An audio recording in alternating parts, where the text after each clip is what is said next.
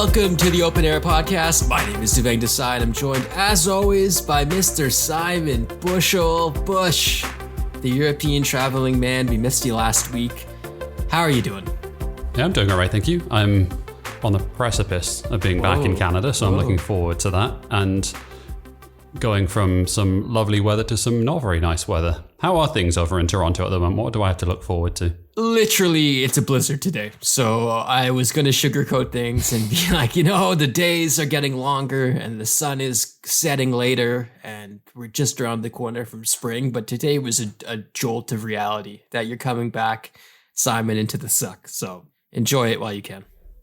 Wonderful. Leaves us on a perfect transition to talk about some glorious weather down under and seeing the end of another Grand Slam, Dev. We did. And I'm fascinated because I didn't get a chance to talk to you last week on the pod, Bush. I talked to you offline and through chat and text, whatever. But I didn't get a chance to talk to you last week. And I have to say, I was feeling a lot better about this tournament last week than I am today. And I don't know if it's a combination of multiple things, which we can get into about why maybe this tournament didn't hit as much for me. But I thought the second week was quite poor. And outside from the women's final, this was arguably the worst slam I had observed in at least a few years. Are we laying this entirely at the feet of Breakpoint? Is it all Breakpoint's fault? No, but I wonder if this has something to do with the fact that last year was so emotional and there was a void created, and for a certain fan, and maybe I'm part of that, it was going to take longer to deal with the changes. And perhaps I am still affected more than I let on. But I didn't think the tennis was that good. And I'm wondering if you feel similar and if you're less jaded by time passing than I am. Yeah, I think that's probably true. And I think that's where I ended up as well, which is that we kind of got some duds in both the semi-final and of the men's and women's. I actually think that if we look across the board, and we'll come onto it in the second segment, is there was a fair amount of interesting winners in this tournament, but perhaps the road to get there wasn't the most exciting, which I think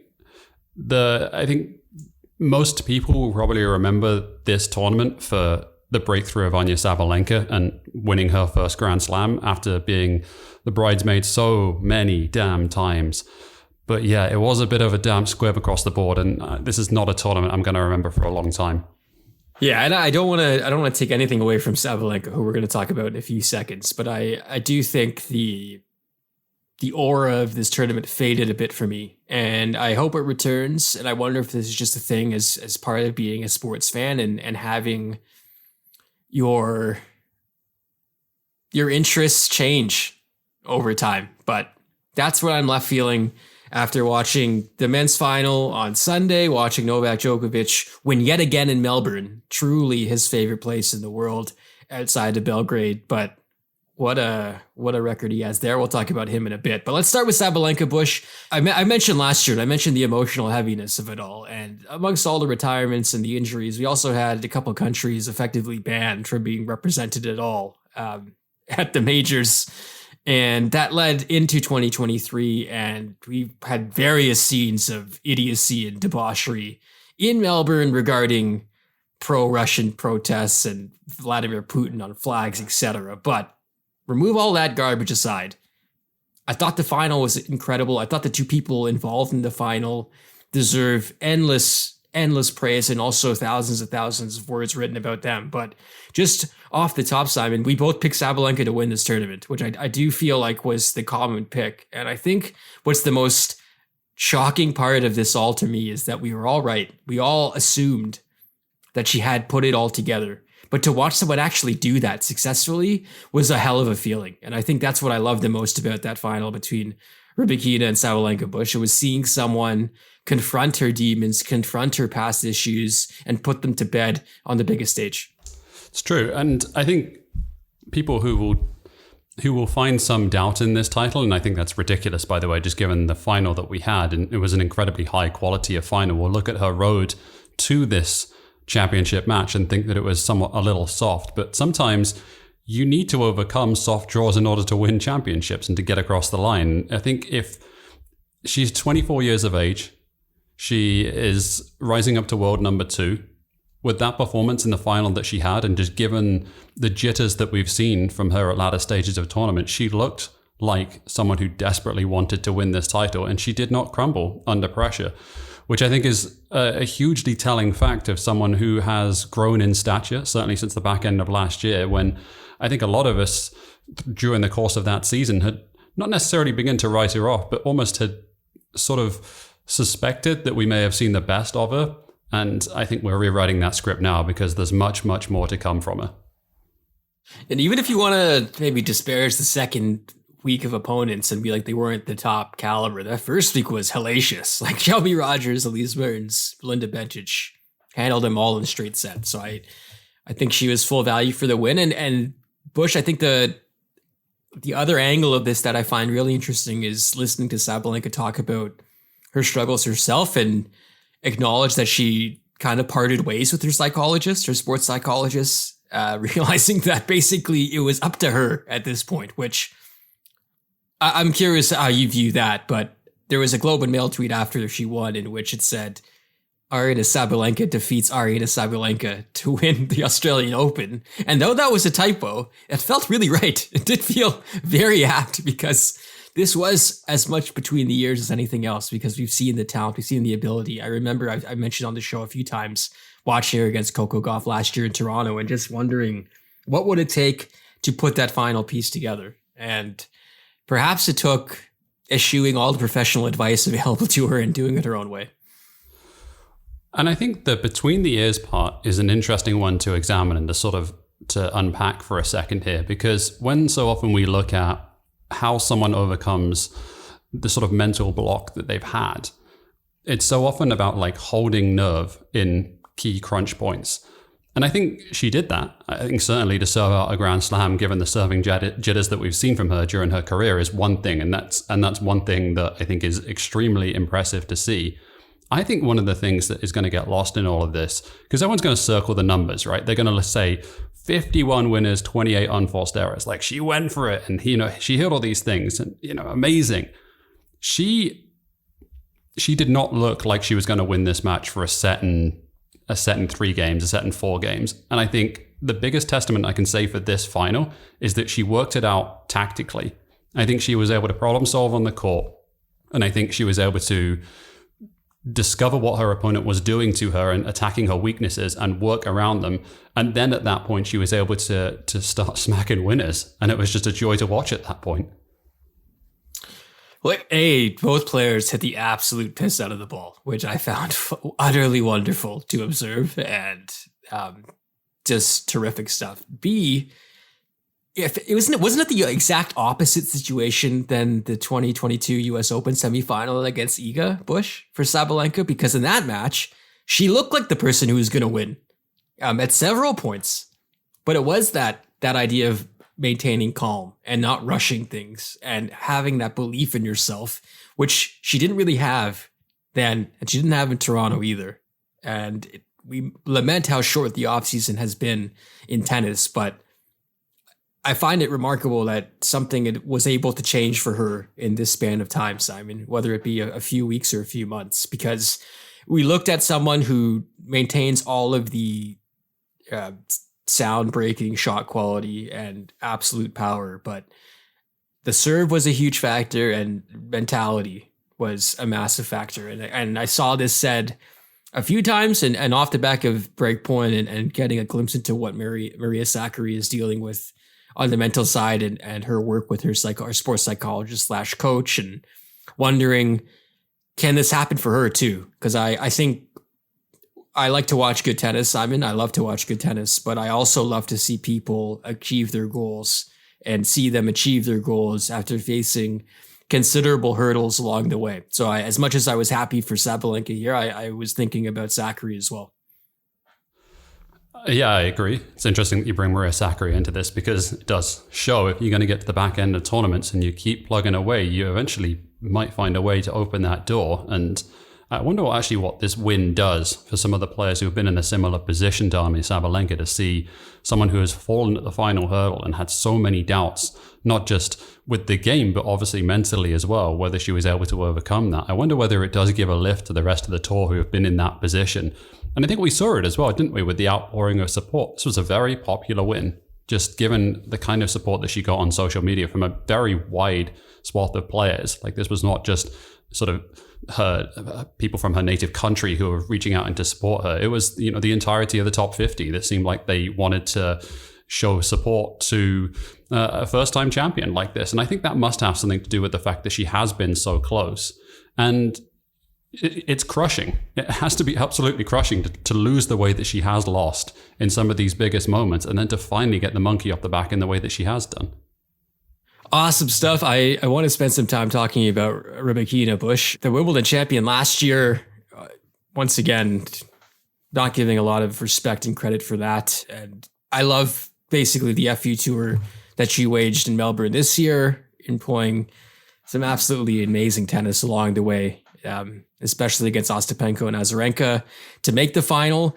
I'm curious, Bush, if you saw Pam Shriver have some pretty choice words for her coach in the stands, and the way his body language was, and maybe the tone and the way he was coaching Rybakina seemed aggressive, quote unquote. And I saw Dmitry Tursunov push back on that, who's coached quite a few players on the WTA as well. But I saw Pog say this on the Discord and on Twitter, and that this had some like weird coded Soviet Union vibes about how we know how to treat our athletes better, and this is abuse, and this is not right, and this is the wrong way to coach someone. It's a bit upsetting to me that we're still basically covering Rybakina and Sabalenka to an extent as if they are others because of this aspect, and also the fact that they can't have their flags beside their names. Like, this reminded me of just more othering when it wasn't necessary. Yeah, and I think it's interesting, right? Like, we're touching on the tennis, and I think that's a good place, especially given who the first-time champion was here. And we can touch on some of the geopolitical aspects of this win as well and maybe another segment or another time down the road. But it is interesting, of course, your two finalists, different ends of at least certainly having elements of, problematic is way too strong of a word, but certainly like interesting elements to how they arrived at this final and what it means just from a political statement, given the country flag that's next to their name. I thought your joke was quite funny, actually. Getting over the winning line only to see the white flags appear. Yes, very good. So on the Rybakina stuff, I must admit, like, seeing that exchange and seeing Dmitry Tursunov and seeing Pam Shriver sort of fairly heated and fairly back and forth in terms of the discussion on this one, this kind of felt a little bit to me like I have no fucking idea what's going on there. Yeah, I don't know if this is, I don't know what their relationship is like.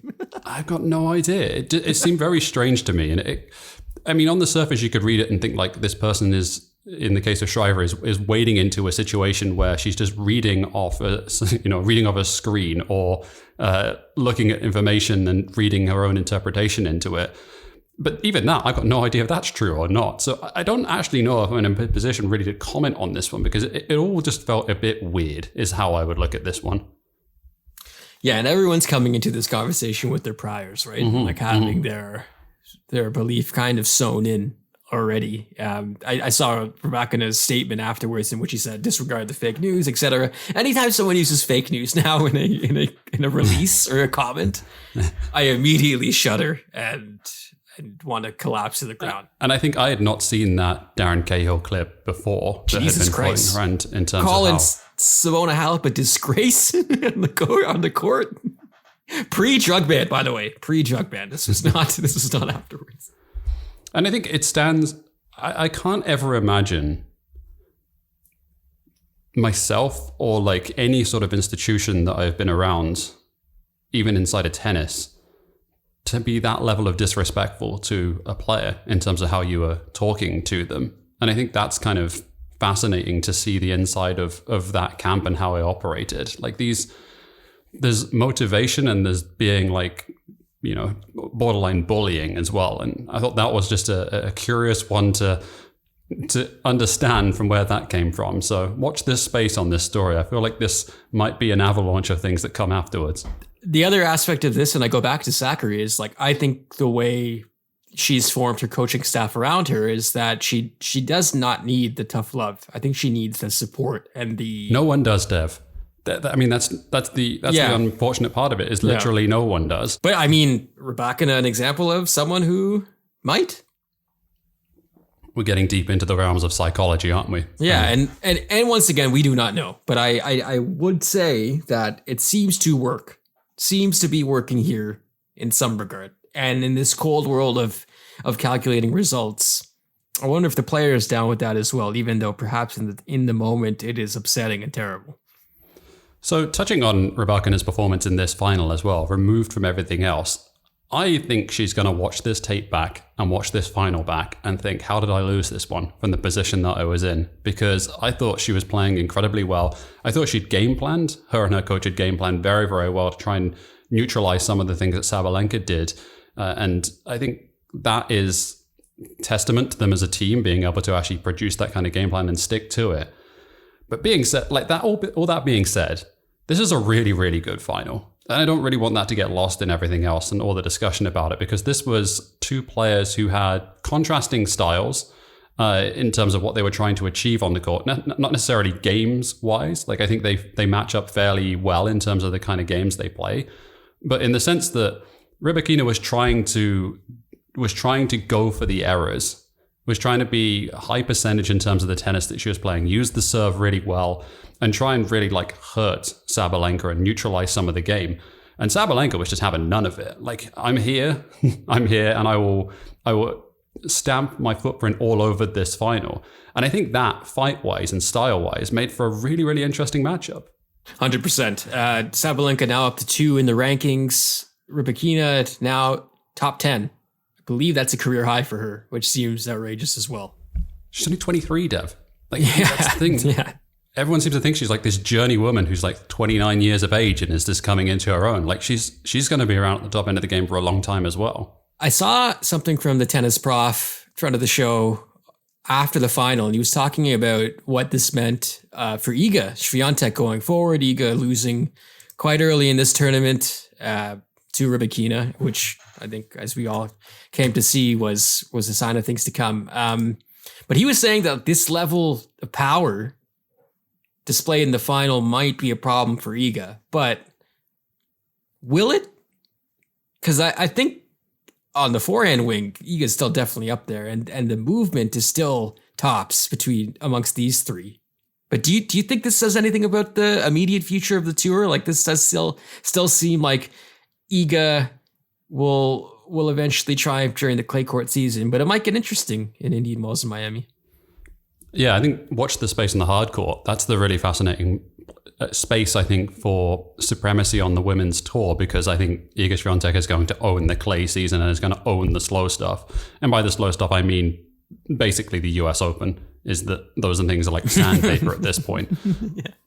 I think she still has a bit to prove, does she not? Despite her getting to the semi-final last year, I'm talking about Swiatek here. The quick stuff is something that has eluded her in her career.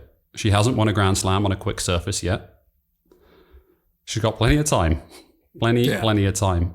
I think Rybakina is she's such a tough matchup on this surface. The way that huge serve, like the serve is massive. It's very repeatable as well. And I think the funny thing is, to me, reading all the stuff about her and the perception that I think people have of her is that she's just this like big bombing serve, huge forehand, that kind of player. But she's got so much nous in her game as well. Like, to the point that I kind of think she's a little more conservative than people give her credit for. Like, she's very consistent on both strokes and has a really good tennis brain out there. And this isn't just someone who is playing, ABC serve plus one style stuff on the court. So I'm genuinely excited to see the top end of this sport for the next year, because I really do believe that Iga's going to wipe the floor with the field on the clay courts. The rest of the year, though, what is going to happen at Wimbledon? Who knows? Yeah. Finally, for me, Bush, do you think the celebration of Sabalenka was a bit muted because she's from Belarus and doesn't have a flag beside her name? You mean the muted celebration from the Australian Open itself? Yeah, and the wider, outside of I would say the tennis crazies that either listen to the show or talk about it all the time online. I guess the question is in regards to some levity on this one or poking some fun at it is, will the Belarusian prime minister use this as a sample of Belarusian supremacy? Yeah. Lukashenko, for sure he will. For sure he will. I mean, yeah. And I think I saw some people trying to see if Sabalenka has come out and said things about the government at home, either pro or against. And I think once again, for the 9,000th time, I think there's a lot of other factors going on here, including the safety of the people she loves back home, etc. But yeah, I saw just a wild slew of terrible, terrible takes, including those from your right wingers, QAnon, deep state people who believe this is all part of the plan to make them embarrassed by showing a white flag beside her name as a champion. So, but Dev, like, this is the literal example of what Wimbledon said they didn't want to have happen. Like, in the sense of the reason they banned these athletes last year. So they couldn't win? So they couldn't win, and they couldn't be used as propaganda agents. Literally, this tournament has been won by a Belarusian. So, yeah. Well, I guess, like, we'll have to wait and see what happens. Wimbledon hasn't said anything yet, correct? Wimbledon has not said anything yet about what they're going to do this year. Nope. Interesting. All right. Yeah, I will say, you said this a bit earlier, Simon, and I think the tennis itself was exceptional and definitely deserves its praise and its lengthy write-ups, etc. And I hope we see that, but I did think it was a bit muted because of who won. And yeah, I'll leave it there. I enjoyed this final a lot. It's one of the more enjoyable women's finals I've seen in a really long time. I'm happy for the winner. I'm happy for what she's overcome. And I'm really happy that Aryna Sabalenka is getting the love as well, because she's a really, really good player and deserved to be a little more heralded, given that she is a Grand Slam champion, albeit at an exhibition tournament last year. Well said. It sets the table for a very exciting year to come on the WTA side, who once again, I think, kind of saved this tournament. But when we come back, we'll talk about the rest of the winners in Melbourne, another Australian men's duo taking the doubles crown, plus ho-hum number 22 for Novak Djokovic. Coming up next on Open Era.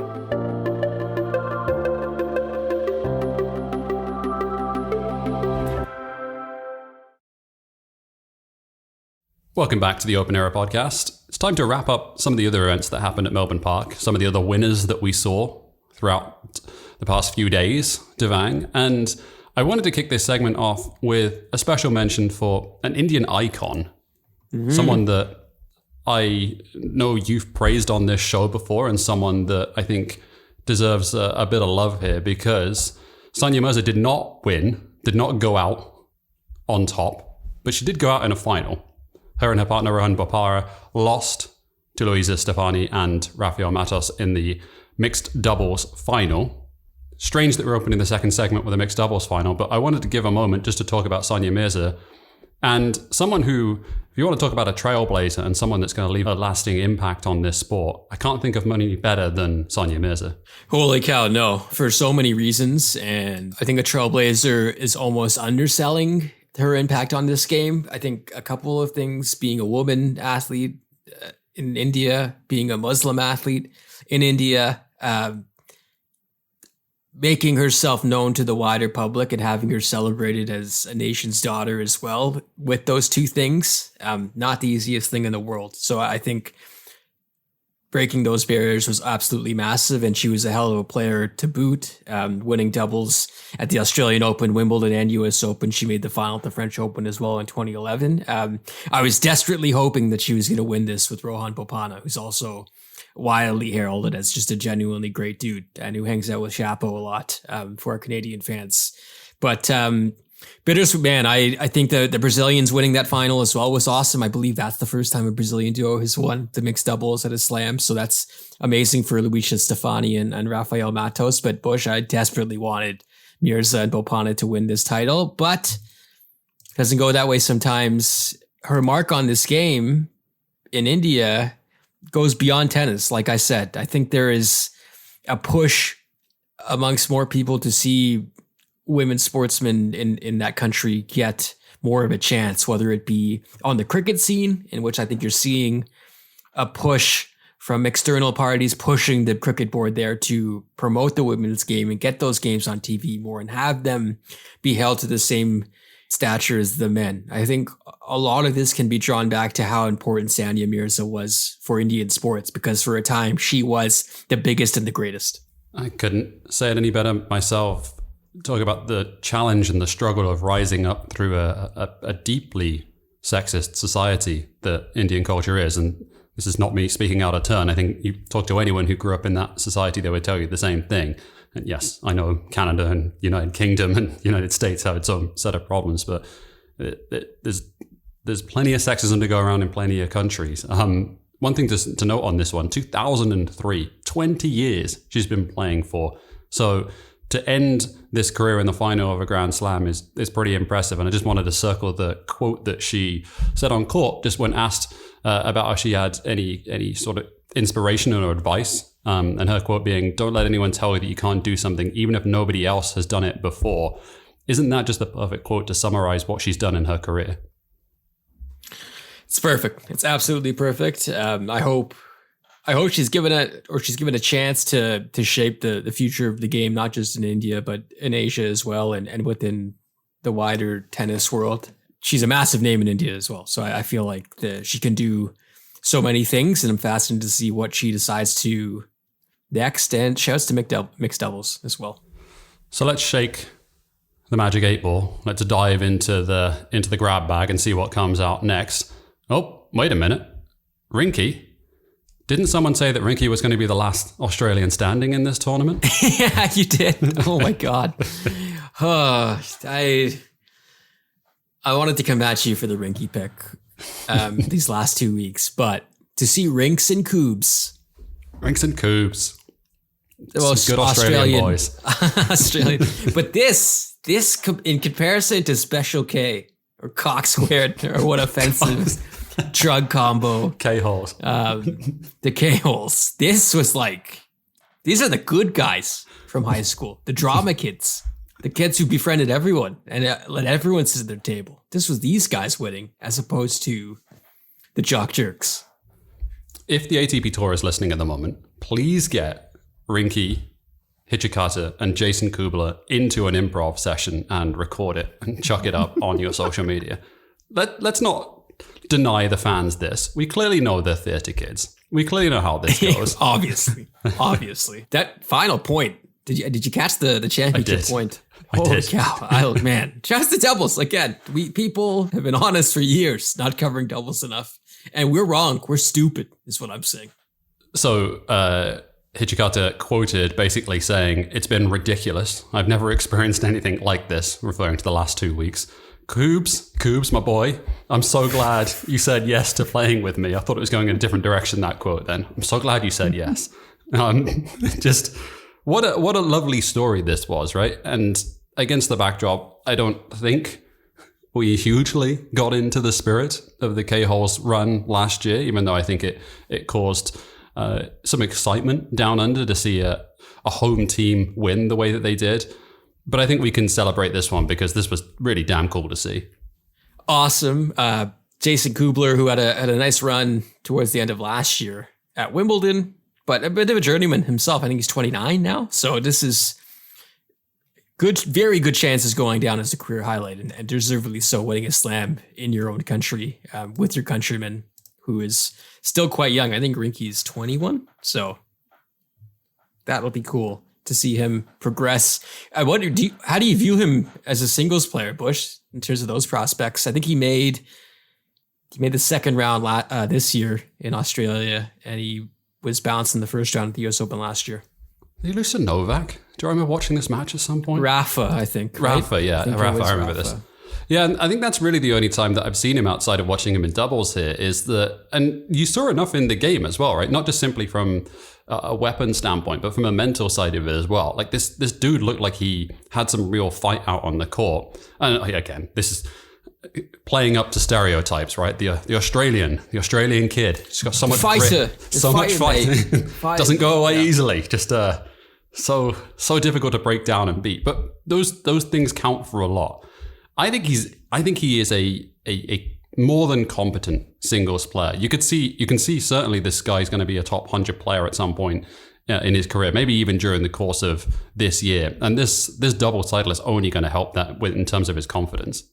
Yet another college kid, UNC. Absolutely. Coming in waves. Love it. Absolutely fantastic. Let's dive into the bag. Let's go and so the imaginary bag, I dip my hand into it, and what do I pull out? Oh, look, Dev, on this, Barbara Krejcikova and Katerina Siniakova won again. They've won another doubles title. Ooh, the defending champs. Unbelievable. Hey, shouts to Aoyama and Shibihara, the Japanese team, who took out Goff and Pegula in the semifinals, which I think was a bit of a stunner.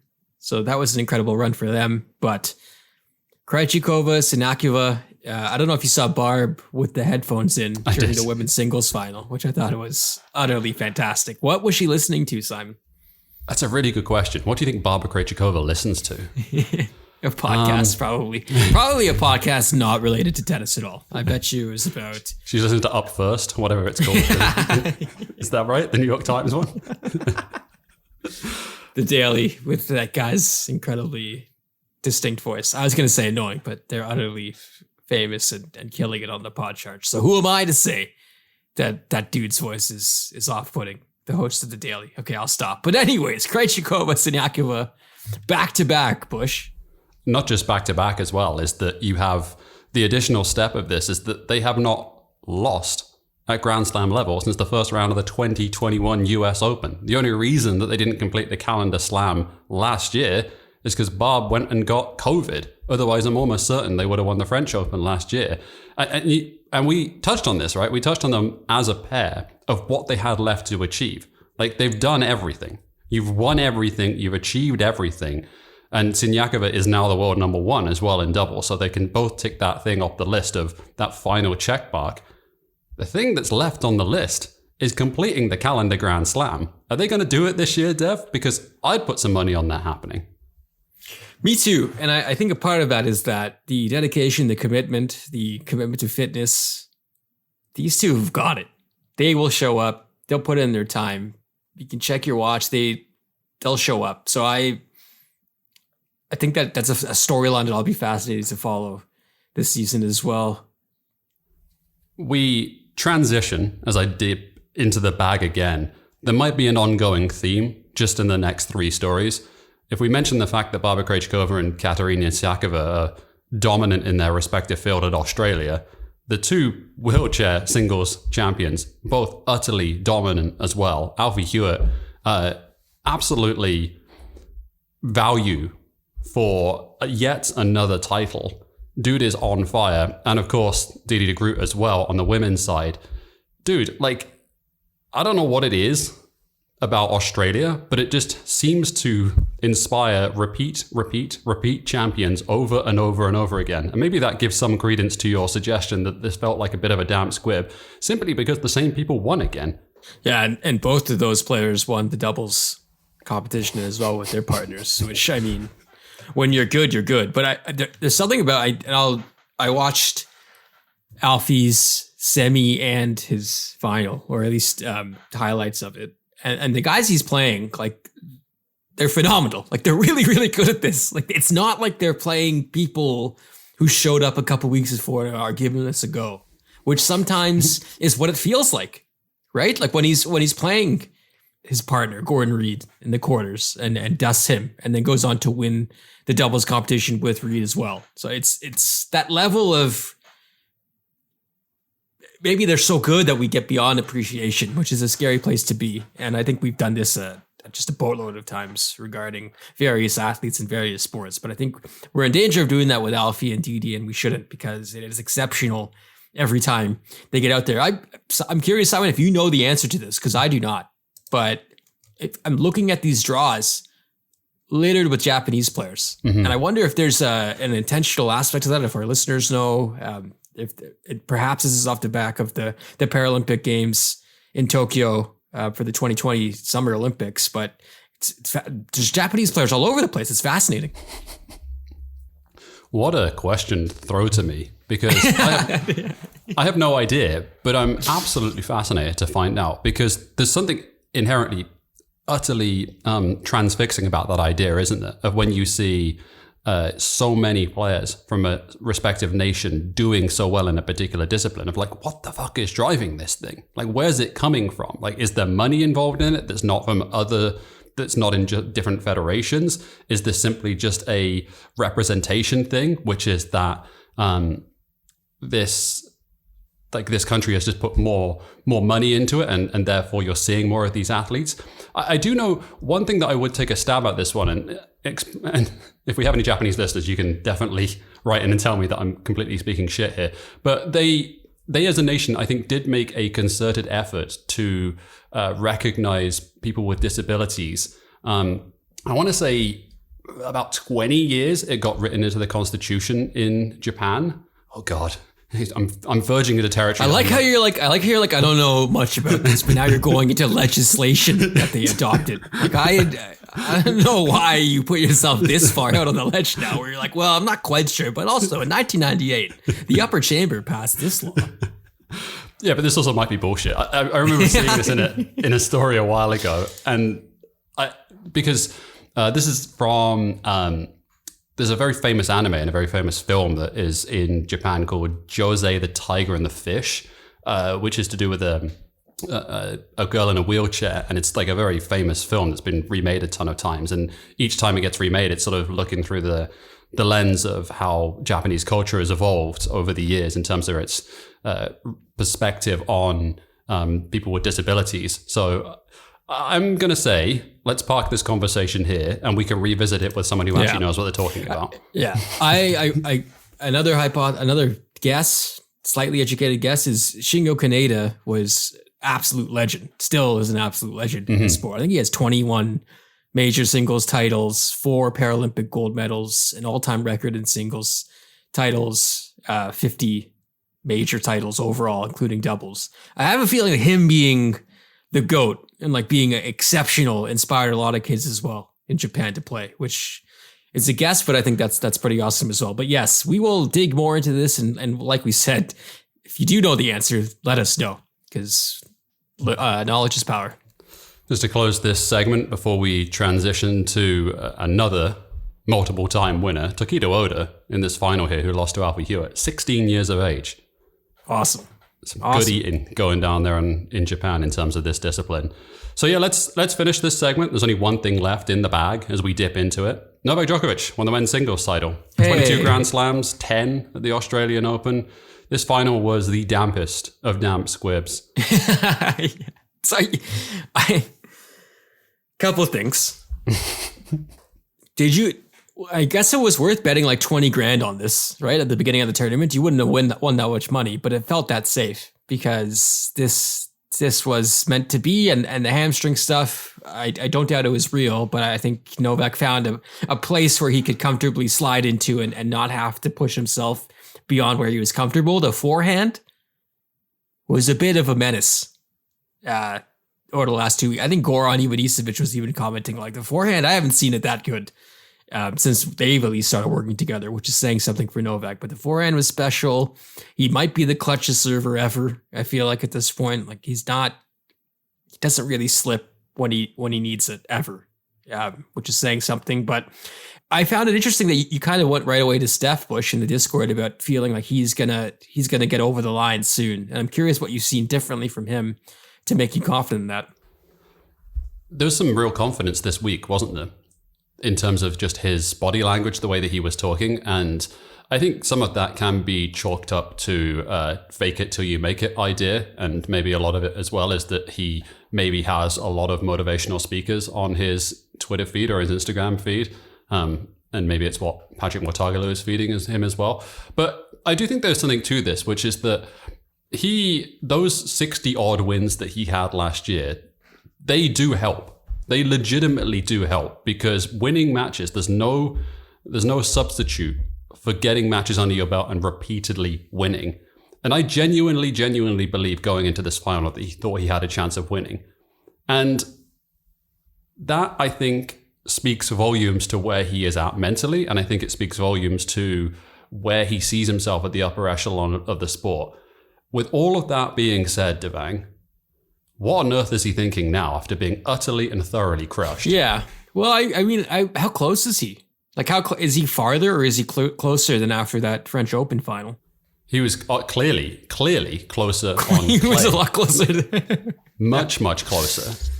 It's so weird to say this about a match that went with 2 tiebreaks as well. But it never really felt out of reach for Novak. It just never, at no point did I ever felt like he was under any pressure. And I thought the only thing that ever he looked like he was under pressure was when he was faking the injury.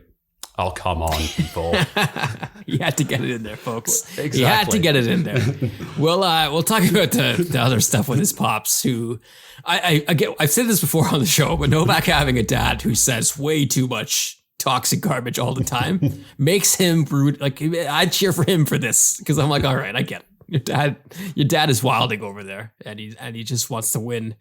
The emotion he showed after winning, that said something. He said this was the most important, I think, title, or like it held the most meaning, which I have a hard time feeling this much vindication for him, once again, alluding back to the fact that it was his own doing that caused the problems last year. The Australian government covered themselves in grime as well. And I don't think they've done much better since then. So a lot of blame to go around, but I get it. I get why this meant so much to him, and he's back on level pegging with Rafa, and he's back to number 1 in the world.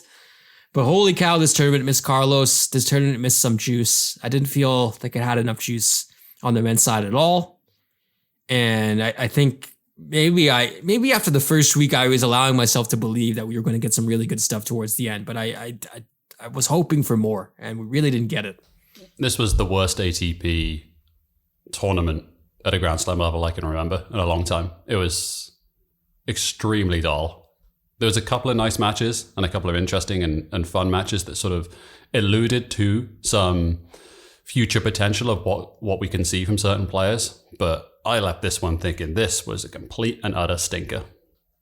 Do you have a best match candidate on the men's side? Is it fair to say Murray Kokonakis? But honestly, yeah. Yeah, or Berrettini, which happened in rounds 1 and 2. But here's the thing about that match as well, though. That was more just attrition, like in the sense of just like, is one of these players going to die on court? That's kind of what the level of interest that was in this. And I have spoken at length on this podcast about like, I'm just not that interested in the marathon stuff. Like, you know, these warrior players that are on the court, look at them do it for 5.5 hours. Like, no, I'm here for quality, not for length of time. And this one felt by the back end of it that it was like, ugh, can we just get it? And this came up during the course of the week, didn't it? Who was it that was saying it? You'll know this. You spend more time online than I do. It was Caitlin Thompson, right? It was Caitlin Thompson who was talking about it. Basically saying that people remember the 5th set, but they don't ever remember the trash that is the 4th and the 3rd set to get to the 5th set. And I think that's universally true across the board, is that this one was not very good in those sets either. Thoughts on Novak wearing the jacket with 22 on it? I mean, if he didn't think he was going to win, we've lost the plot here. But I'm glad everyone was like, we all understand he's going to win this. So they made the jacket. Jesus Christ. The dude has learned absolutely nothing. Has zero humility. He learned from Roger. In this sense, though.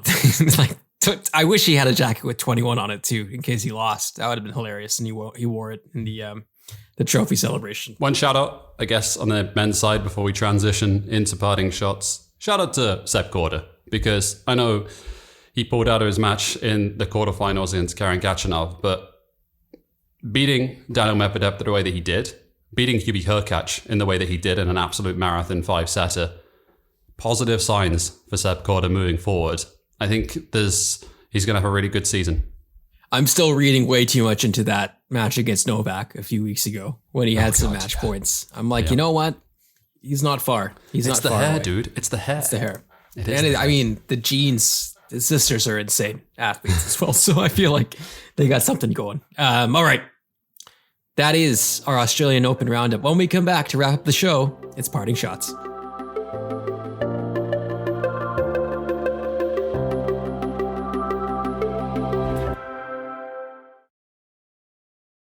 Welcome back to the Open Era podcast. It's that time again, parting shots, where we go through the things that we wanted to cover that don't necessarily fit inside the box that is ATP, and WTA tennis. Simon, let's go.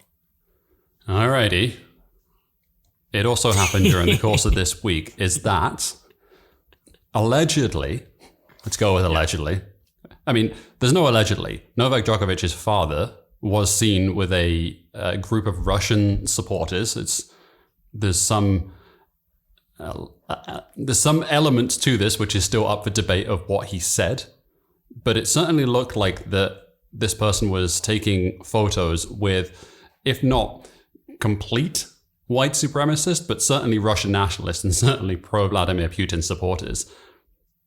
When I saw this story and I saw it unfold the way it did, my first thought in my brain was literally like the Michael Scott gif of him just going like teeth drying, like, no! Oh God.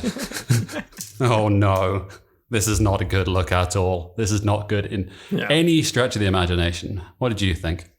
I'm going to try and be charitable here and say that a lot of people approach Novak's dad when he's walking around the grounds asking for photos, just basically like running up beside him and being like, hey, sure, Don, like, we love your son. He's our idol. Can we get a photo? I imagine that happens a lot. I also imagine that he loves that and he's very proud of his son and loves the fact that people are coming up to him and asking for photos and wanting to revel in just being a Novak supporter. So I think I could see a situation where some fans came up to him or it was like a quick situation. I think someone used the word ambushed. Like that's how this photo op happened. But I choose to believe that him banning himself from the semifinals was an acknowledgement that he wasn't careful enough. He wasn't respectful enough of the things happening around him. And that's why this happened. And they are still a bit shook by everything that happened last year and felt worried about it as opposed to defiant, which I think is positive. I wonder what the reason is behind them wanting to control the PR image. That's the thing that I'm always curious about, is because I think Novak Djokovic desperately wants to be liked, like desperately wants to be loved. And I get the sense also that his father does. I think in this case, I was told many years ago by someone that I have a huge amount of respect for, don't chalk anything up to malice, which is more than likely incompetence or ignorance. Yeah. Yeah. That's basically where I end up here. I think Novak's dad wants people to like Novak more than Novak wants people to like Novak, because he's his dad. He's his dad. And like, that's the whole thing, right? Like, I think that's the elephant in the room here. And yeah, I totally agree with you. And I guess the issue is Tennis Australia. And Tennis Australia really just not doing a good job throughout the last couple of weeks, right? So that's probably who should be answering to this stuff. Cough, Craig Tiley, cough. Last year, we were debating whether or not we were going to put in our application for co-presidents of the PTPA. This year, we are putting our candidacy forward for president of Tennis Australia. I think we can do it, Dev. It's time. Let's transition to some comments that caught the eye of a couple of people. And I think this one actually made the front page of the BBC, which is interesting to see some of the carryover story that happened here, which is Victoria Azarenka was very upset with some of the reporters accusing the press in general of generating clicks in regards to both Novak Djokovic and just across the board in terms of trying to use that word ambush for Novak Djokovic's father. I think that's kind of the sense that I was getting with Azarenka as well, which is that there was a level of hostility from the press towards some of the tennis players and trying to put them in boxes and trying to get them to say certain things. To which all of this I say, yep. And that's the press. That's what the press has been doing for decades at this point. It's not particularly nice. I'm kind of glad that she said it, but it kind of all was a bit of a non-story to me in the end, Deb. Yeah. I like Victoria Azarenka a lot. I loved her run here. Once again, I think it means something when so many players get on with you, or like it says something about you as a person, and it clearly that's the case with Victoria Azarenka. It's in the sense that a lot of her fellow peers have a lot of respect for her. And I think that matters. There's something about the quote though, at the end, I think towards where she says, quote, "I don't know what you want us to do about it, like talk about it. I don't know what's the goal here, and it's continuously brought up, these incidents that, in my opinion, have nothing to do with players, but somehow you keep dragging the players into it. What's the goal here? I think the goal is to remind people this shit is still happening. Probably. That's probably the goal, right? Like the goal is to say, just because we are no longer talking about this every day, it's still happening. That to me is the goal. A reminder, reminding people, whether you like it or not, that this is still happening. So I found that answer a bit wanting for me. Agreed. Wimbledon banned Russians and Belarusians. The war carried on. Aryna Sabalenka won this tournament. The war will carry on. Ultimately, there are small steps that everyone can do, but the big stuff, like everything else, is much, much outside the scope of what an individual can do. And I think that's kind of where we're coming to from our perspective on the Wimbledon stuff as well, which is this only breeds discrimination, this only breeds hatred at an individual and a community level. But there's still a war going on. There's still a war going on, and we still have a duty to talk about that, is that a sovereign country was invaded by a next door neighbor in a move that was not only illegal, they have committed war crimes repeatedly over and over and over and over again, and people are still dying every single day. Yeah, and I don't know how comforting it is for Alexander Dolgopolov to hear that it wasn't intentional, or no one has any malice, or it was all an accident. I don't know. I don't think that matters to him. I think what matters is that life is continuing on without basically a second to pause at this point. And his countrymen and his people are still going through utter hell. And I think he wants some answers, and I understand why. Which is kind of why, despite some of the things that Maida Kostrick has said, I still admire her ability to keep putting this stuff into the news and keeping it front and center, because, like, put yourself in the same shoes. Let's say, Jesus, what is a part of Toronto? Etobicoke was invaded, Dev. Wow. Yeah. By the Ford family? Because it was. Indeed so. Maybe this metaphor is not particularly No, useful. it was good. And I shouldn't have thrown it away. But yeah, exactly. I wouldn't stop talking about it. I'd be talking about it daily. If my life had somehow been able to carry on, my job, everything else, I was somehow able to do this still. You better believe I'd be like, hey guys, there's people in Etobicoke still. Oh dear. I don't really know how to finish this segment up, other than just to say, like, Novak Djokovic's dad just seems like a fucking idiot. I think that's the... Yeah, I get, like that's sometimes that's it. His dad's a bit of a goof, a buffoon. But that's the problem, right? I said that was going to be the final point on it. But, like, buffoonish behavior and stupidity actually does fucking hurt people. In the case of Novak last year as well, right? Like, the dude has still not learned his damn lesson over this. And it doesn't matter. He won, right? That's the thing. He won.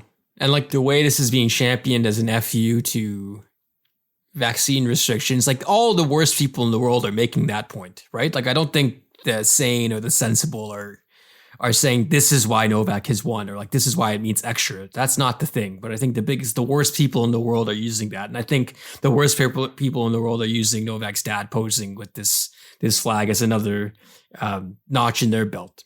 And it goes to what you're saying, that no matter the intention, it has impact. I guess I'm kind of sick of waiting for these people to acknowledge that, because it's not going to happen. It's not.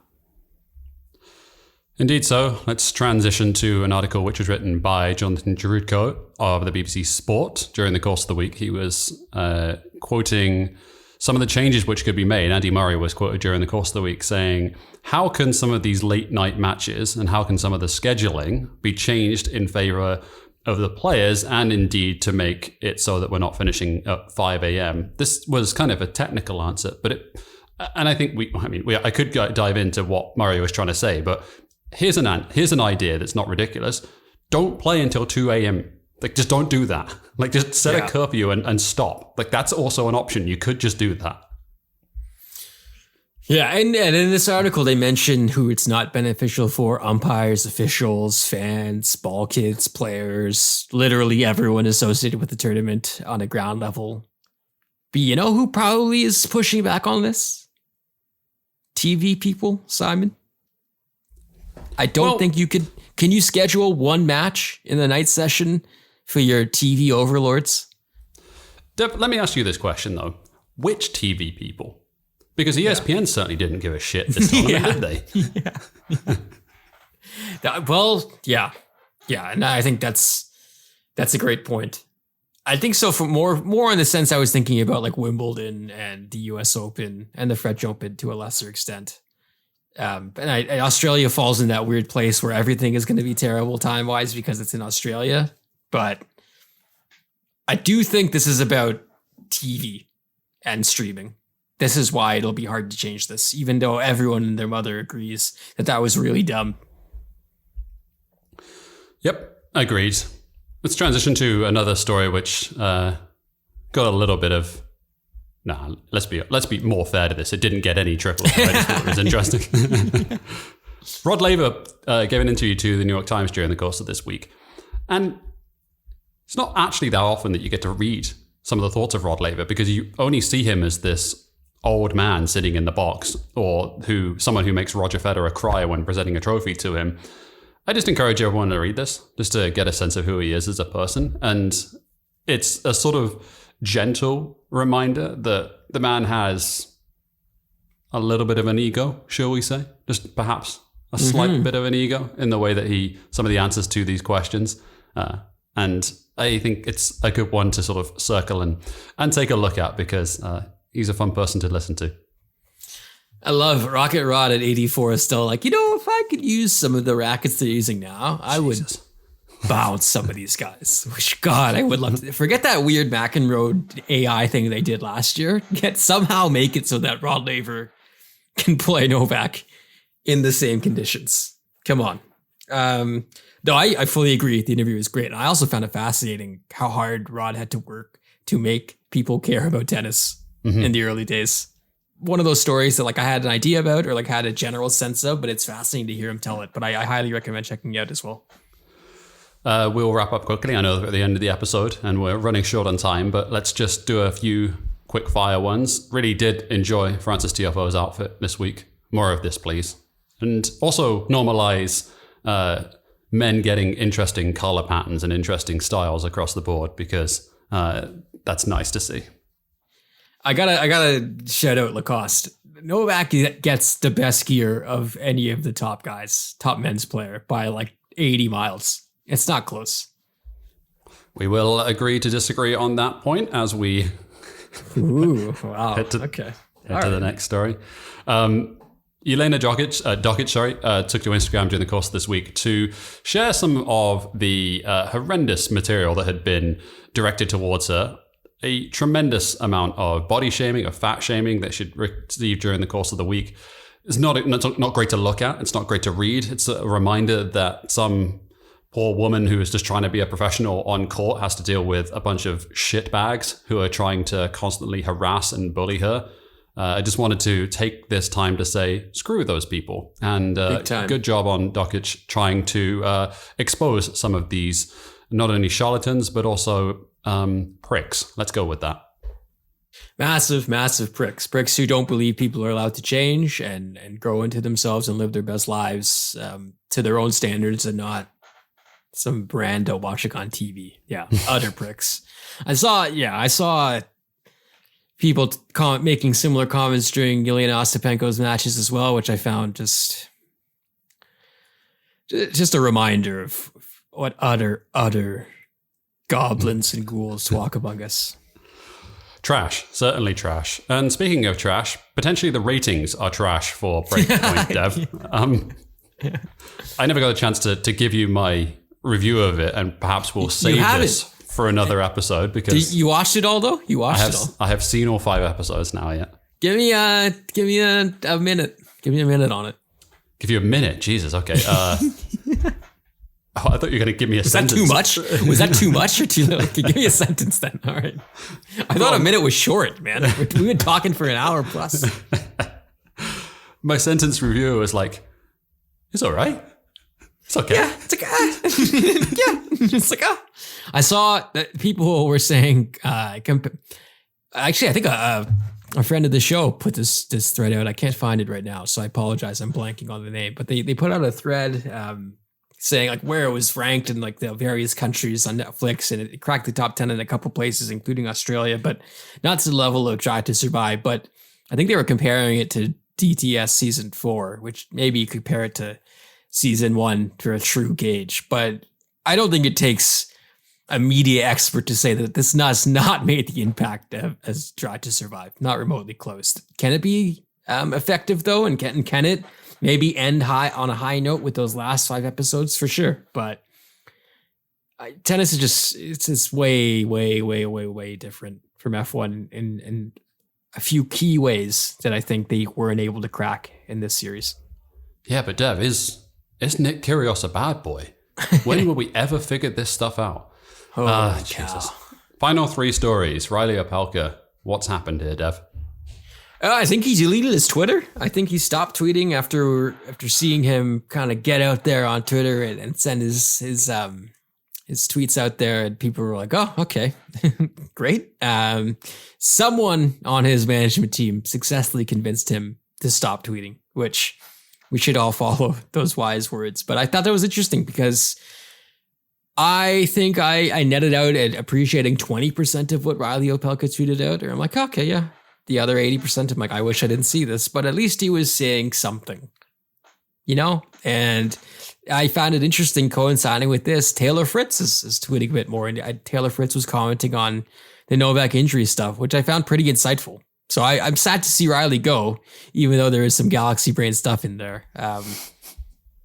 Those conversations that are being conducted between team players and their teams, more of that on Netflix, eh? Let's see. Absolutely. Speaking of Breakpoint and speaking of interesting conversations, an AMA happened during the course of this week where fans were allowed to ask one Casper Ruud questions. A user by the name of Veshnu asked the question, "Did you really scream Ja at him?" Followed up by Ruud, "Sorry to disappoint, but no." Let's be honest, Casper Ruud definitely did this, right? After seeing Breakpoint. He 100%. Did you? Okay. How he came off quite horribly in that Breakpoint show, right? Right? His dad emasculated him. That's the thing that I found really like. I love how he's talking about his intro to tennis and not bringing up that his dad was on the ATP. Like, I feel like that should have been a thing there. Nepo, I scrapped so hard, started from the bottom. Now we're here. I'm looking at your dad's name on a Wikipedia draw from the 90s, bro. Nepo baby, all over. Jesus. Let's close out this before we get to 2 challenges remaining. Ball Kid Gate. It kind of concluded. I mean, it literally concluded. The tournament is over. So the Ball Kids were seen mopping the court on their hands and their feet. Steph almost nailed a Ball Kid in the face. He did. Novak Djokovic entered into a very amusing conversation with the umpire about whether or not the Ball Kid was allowed to hand him a towel.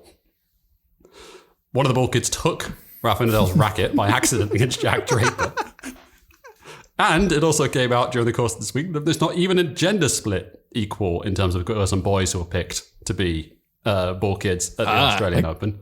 More boys than girls. Indeed so. Let me ask you a question just to frame this in a way that maybe people can understand. Do you think Craig Tiley would be remunerated with a gift bag? No, I do not.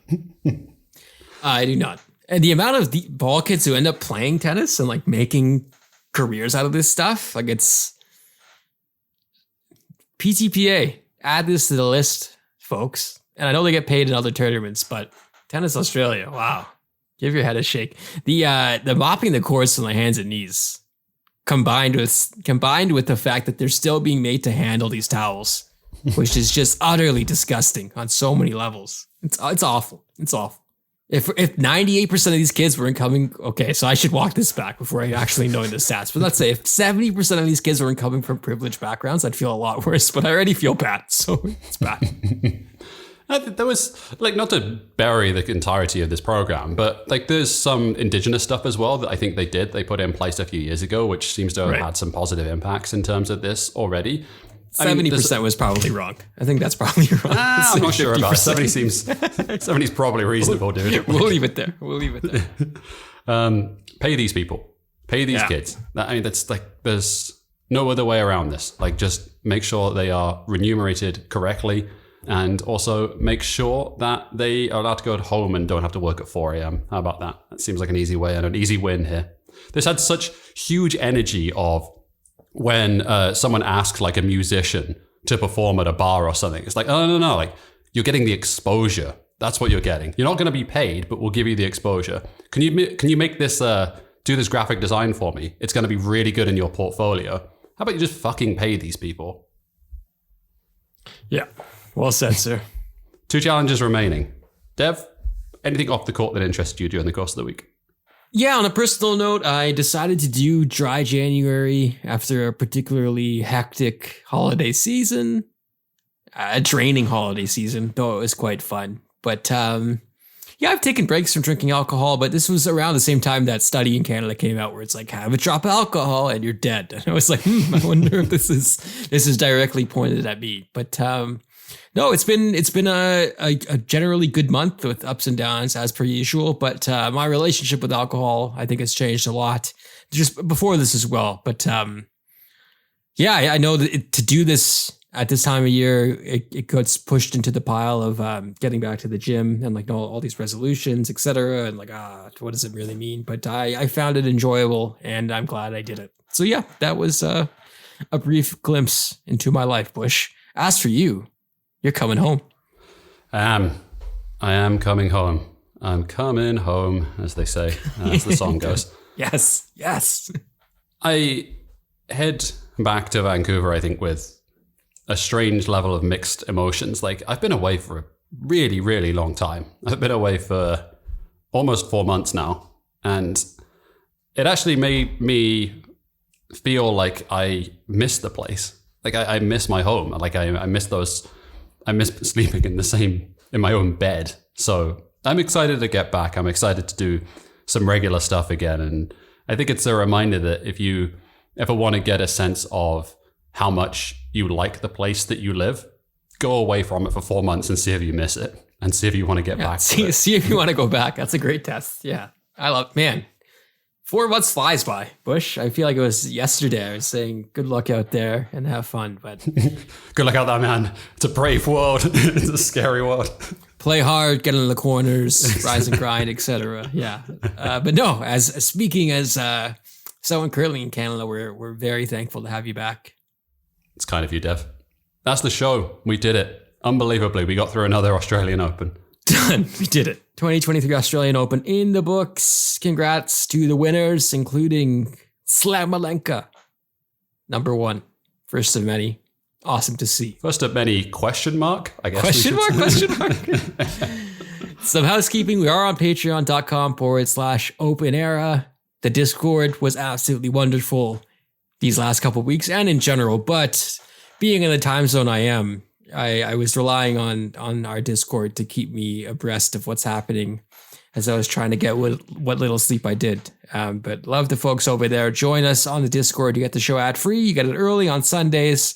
Plus, you get to talk tennis all the time with our wonderful community. We're also on Twitter @OpenAirPod for however long Twitter remains up and running, which who knows again. Finally, a rating or review wherever you get this pod would be great as we try to get this show into more tennis fans' ears. Another reminder or housekeeping note, I was on Tennis and Bagels this week with a friend of the show, Owen Lewis, who was in Melbourne doing great coverage as usual, but I really enjoyed that chat. So if you want more of me talking to you about tennis, go to Tennis and Bagels, check out that show, check out that podcast. Those guys are great as well. Simon, anything else that I missed? Wait, you're on Tennis and Bagels? I was, man. I was. I gotta give that a listen. You should. Love those guys. You should. We do too. I love them too. All right. That is it for producer Greg on the ones and twos. And for Simon, thank you so much for listening to Open Era. We'll talk to you next week.